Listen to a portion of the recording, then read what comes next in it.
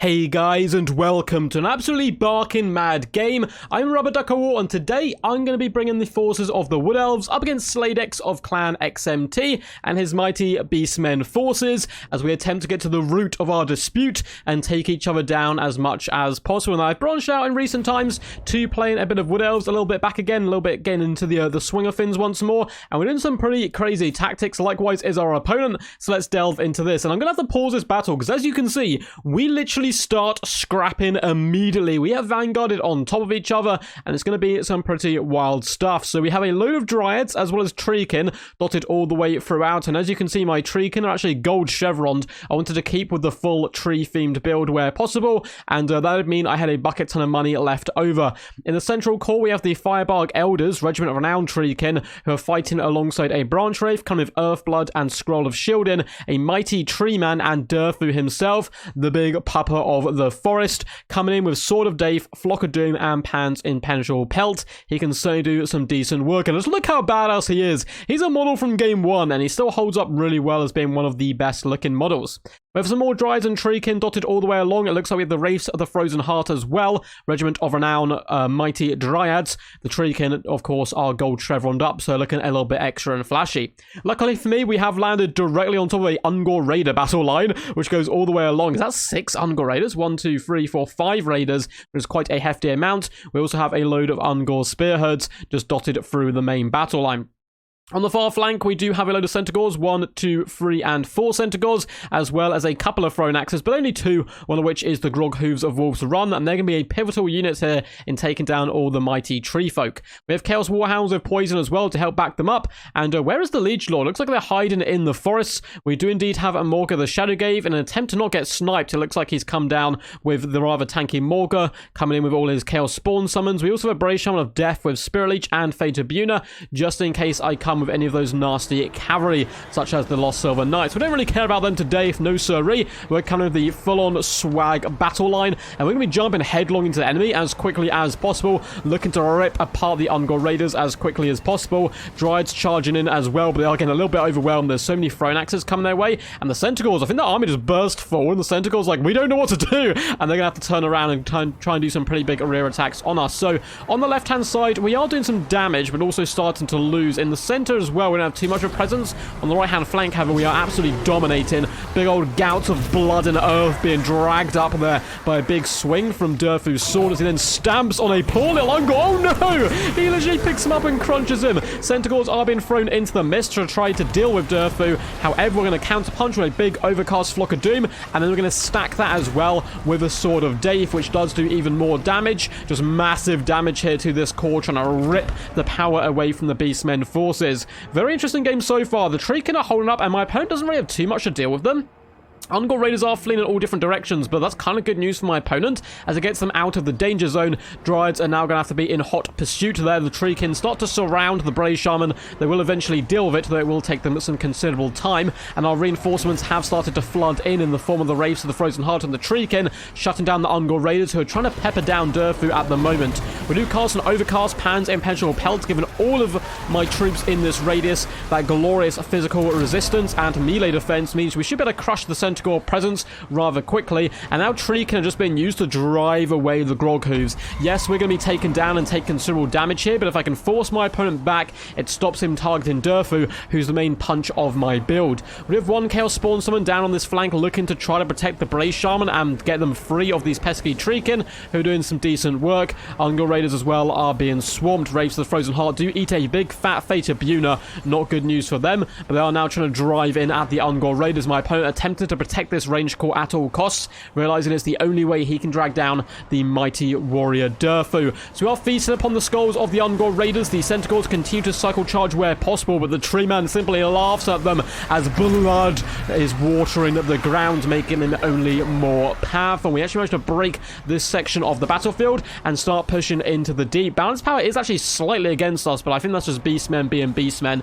Treekin are forcing back the Ungor Raiders, driving them from the battlefield, and this other unit of Treekin is holding back and just wasting this Chaos Spawn Summon. I'm quite happy for them to face the Treekin. As elsewhere in the battlefield, the Dryads are really starting to shatter Ungors and hunt down all units across the battlefield now that a majority of the Centaurs are busy or being driven back here. Chaos Spawn Summon does look like it might dissipate before it actually gets to the main fight, unfortunately for them, and we're just bringing back the Centaurs every time they do try to cycle charge in. Firebark Elders, a very sturdy unit, and the two big trees as well are kind of the units are bringing the pain at the moment. Centaurs have flooded to the wings. They're basically out of ammunition now, and I don't think there's much which can really kill Durfu, which is really good news for me. Ungor Raiders are being forced back and chased away by the Wraiths of the Frozen Heart. I just need to break and hunt down this unit, and I feel like I'm in a really secure position. But you can never count out Morgan the Shadowgave. Real sturdy unit, does big poison damage as well. Could certainly be a pain and drag down Durfu. Ungor Raiders are being absolutely slaughtered on both sides, and that is a very, very good news for me as the trees do slowly wander towards the Bray Shaman, who rather boldly is going to stand his ground up against the Tides, really like taunting them and then charging in up against the Branch Wraith.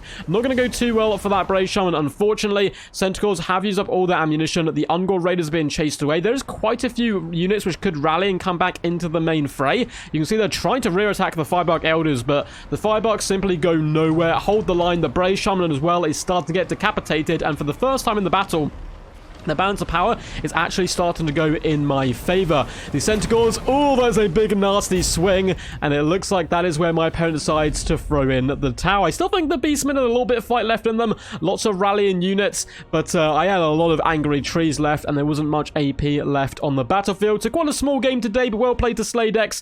I think caught off guard by the mighty Vanguarded tree build. And I wanted to showcase this game just because it was a bit of a funny, silly one, and I'm quite proud of my mighty tree boys today. They did an upstanding and fantastic job. Well played to Slade once again. Always a pleasure to play him on Quick Battles every time we meet. He is one of the master memers, much loved in the community.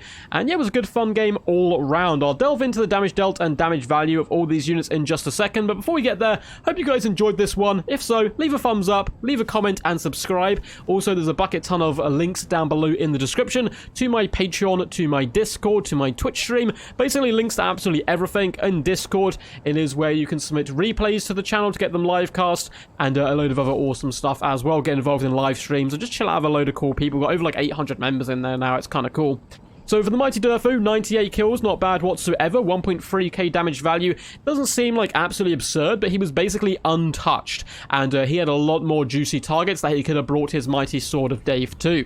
The Branch Wraith itself got a meager 393 damage value, not too much there whatsoever, and the Dryads across the board got into the real mid to low hundreds for that damage value, nothing too crazy. Wraiths of Frozen Heart, though, getting 132 kills despite eating that Theta Biuna, getting some really nice value done, and the Dryads did their job, which is really to chase away those Ungor Raiders and allow the Treekin and the Treemen to bring the pain. Speaking of the Treekin as well, they are all gold chevroned up, 84, 81, 56, and 37 kills, 740, 530, 240, and 400 damage value on them, but they were relatively healthy into the latter stages of the battle. Likewise, the big tree man didn't do too much, only 320 value on him, but he was full health and a big menace. Could have easily slain many more foes.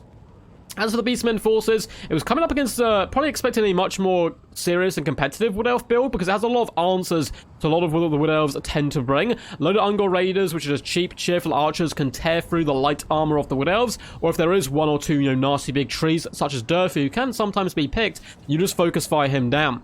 Morga the Shadow gave only 300 value on him and 540 on the Bray Shaman. The Ungors did, unfortunately, next to nothing. Only one unit really getting some decent value there, which was just shy of 500. The Ungors themselves just got shut down. You can see one unit getting decent value, 415, not bad for a unit as costly or as cheap as this. But unfortunately for them, there was too many Dryads all over the place, and they weren't really able to reorganize their battle line. Centaurs, again, in the low hundreds, just not the best targets for them today.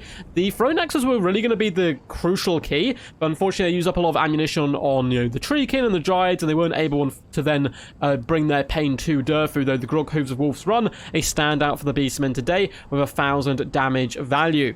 Hope you guys enjoyed this one. Until next time, peace, peace, and as always, stay awesome.